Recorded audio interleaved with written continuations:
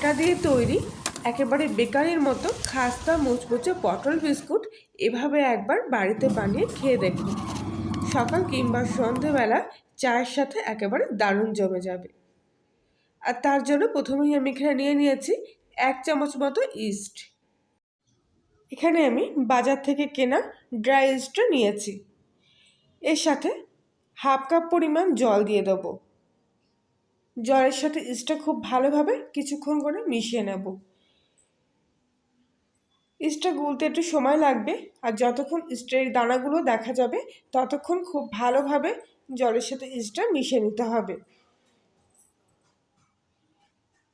খুব ভালো করে মিশিয়ে নেওয়ার পর এর মধ্যে স্বাদ মতো লবণ, 1 চামচ মতো চিনির গুঁড়ো দিয়ে দিলাম। আবারও সব কিছু একসঙ্গে ভালো করে মিশিয়ে নিচ্ছি। এবার এখানে নিয়েছি 1 কাপ পরিমাণ মতো আটা। একটা চালনি দিয়ে আটাটা এখানে চেলে নেব। এখানে আমি আশীর্বাদ আটা দিয়ে বিস্কুটগুলো বানাচ্ছি। আপনারা যে কোনো গমের আটা বা লাল আটা দিয়েও এই বিস্কুটগুলো তৈরি করতে পারেন। আটাটা এইভাবে চেলে নেওয়ার ফলে বিস্কুটগুলো ভেতর থেকে অনেকটা জালিদার হবে। বাকি আটাটাও এইভাবে আমি চেলে নিচ্ছি। এবারে সব কিছু একসঙ্গে খুব ভালো করে এখানে মেখে নেব।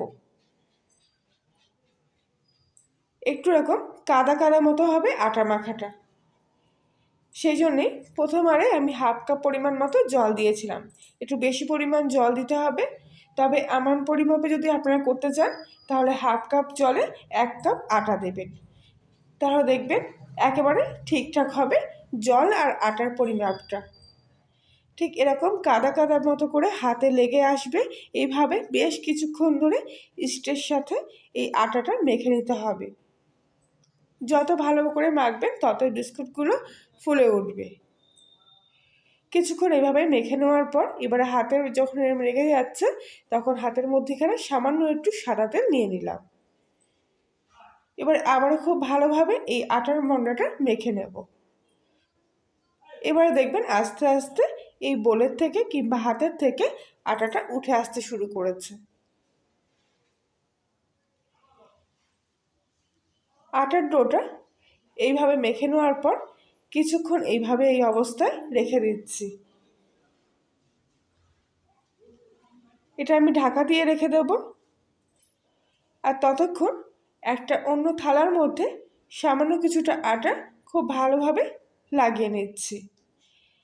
একটা চাকির ওপরেও কিছুটা আটা মাখিয়ে রাখলাম। প্রায় 10 মিনিট মতো আটার ডোটা এইভাবে রেস্টে রেখেছিলাম। খুব বেশিক্ষণ আটা রাখার দরকার নেই। এই আটার ডোটা আবারও একটু হাত দিয়ে ভালো করে মুথে নেব। ওপর থেকে শুকনো একটু আটার গুঁড়ো ছড়িয়ে দিলাম।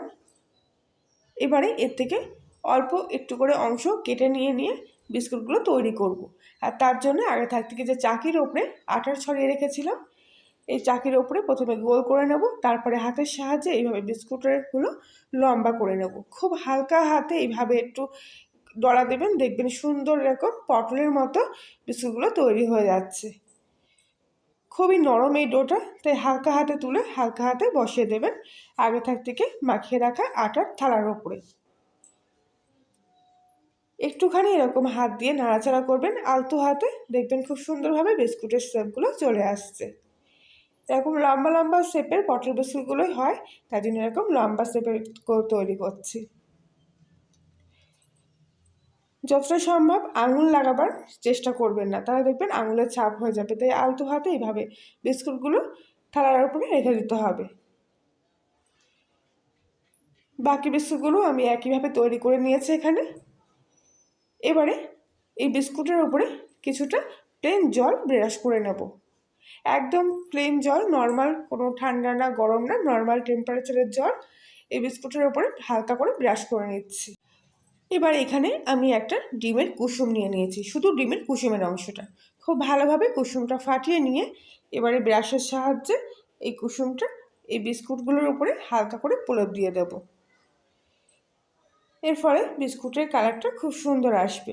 আর যদি আপনারা মনে করেন ডিমের প্রলেপটা না দেবেন তাহলে এখানে গুঁড়ো দুধ একটু সামান্য জলে গুলে একদম ঘন করে এর ওপর থেকে এইভাবে ব্রাশ করে দেবেন, ফলাফলটা একই আসবে। আশা করছি আজকের এই রেসিপিটি আপনাদের কাছে ভালো লেগে থাকবে। আর ভালো লাগলে প্লিজ লাইক শেয়ার কমেন্ট করে জানাবেন।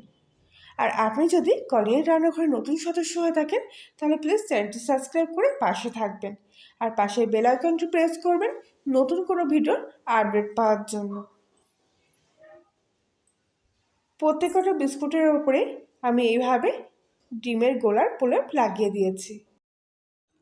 খুবই সোজা এই বিস্কুটগুলো বানানো, একেবারে কোনো ঝামেলা ছাড়াই যে কেউ একবার দেখলে সহজেই বানিয়ে ফেলতে পারবে। এবারে একটা কড়াই আমি গ্যাসের চুলায় বসিয়ে দিয়েছি। প্রথমে হাই হিটে ঢাকা দিয়ে কড়াইটা খুব ভালোভাবে 5 মিনিট ধরে গরম করে নেব। কড়াইটা গরম হয়ে গেলে এর উপরে আমি বিস্কুটের থালাটা বসিয়ে দিচ্ছি। একটু মাঝে বরাবর করে বসিয়ে দেব। এবারে ঢাকা দিয়ে পুরো 5 মিনিট মতো গ্যাসের ফ্লেমটা হাইতে দিয়ে রাখবো। আর 5 মিনিট পর আবারও গ্যাসের ফ্লেমটা একেবারে সিম আঁচে করে দেবো।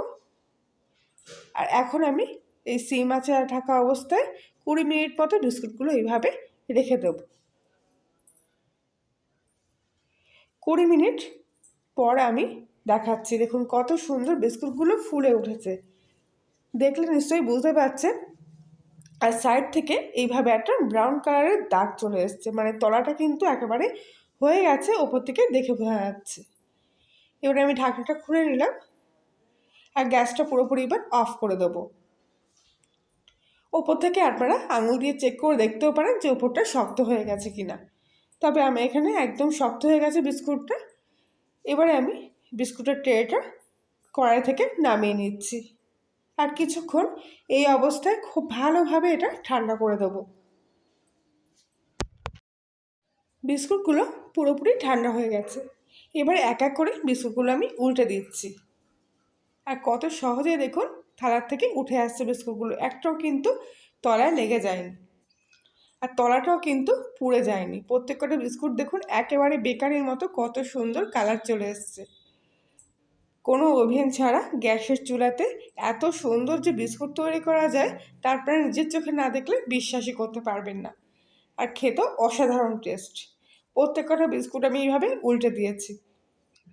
এবারে আবারও গ্যাসের চুলায় কড়াটা বসিয়ে এই বিস্কুটের ট্রেটা বসিয়ে দিলাম। এবারে ঢাকা দিয়ে 10 মিনিট মতো গ্যাসের ফ্লেমটা লো টু মিডিয়াম আঁচে রেখে এই বিস্কুটগুলো আমি এখানে তৈরি করে নেব। এবারে বিস্কুটগুলো আরও ভালোভাবে শক্ত হয়ে যাবে আর ওপরটাও খুব সুন্দর একটা কালার চলে আসবে। 10 মিনিট পর আমি ঢাকনাটা খুলে নিলাম আর বিস্কুটগুলো উল্টে নিয়ে দেখাচ্ছি, দেখুন কত সুন্দর হয়েছে। থালার আটাগুলো আমি ফু দিয়ে উড়িয়ে দিয়েছিলাম, কেননা আটার জন্য দেখাই যাচ্ছিল না যে বিস্কুটগুলো ওপরটা লাল হয়েছে কিনা। এবারে এই বিস্কুটগুলো এর থেকে বের করে নিয়ে খুব ভালোভাবে ঠান্ডা করে নেব। আর ঠান্ডা হয়ে যাওয়ার পর দেখুন কত সুন্দর শক্ত খাস্তা মুচমুচে বিস্কুট তৈরি হয়েছে। একটা বিস্কুট আমি এখান থেকে ভেঙে নিয়ে দেখাচ্ছি, দেখুন ভেতরটা কত সুন্দর হয়েছে। এই বিস্কুটগুলো আপনারা একবার বানিয়ে 1 মাস ধরে সংরক্ষণ করে রেখে দিয়েও খেতে পারবেন। তাহলে বন্ধুরা আজকের মতো এই পর্যন্তই, আবার দেখা হচ্ছে অন্য একদিন। সবাই ভালো থাকবেন, সুস্থ থাকবেন।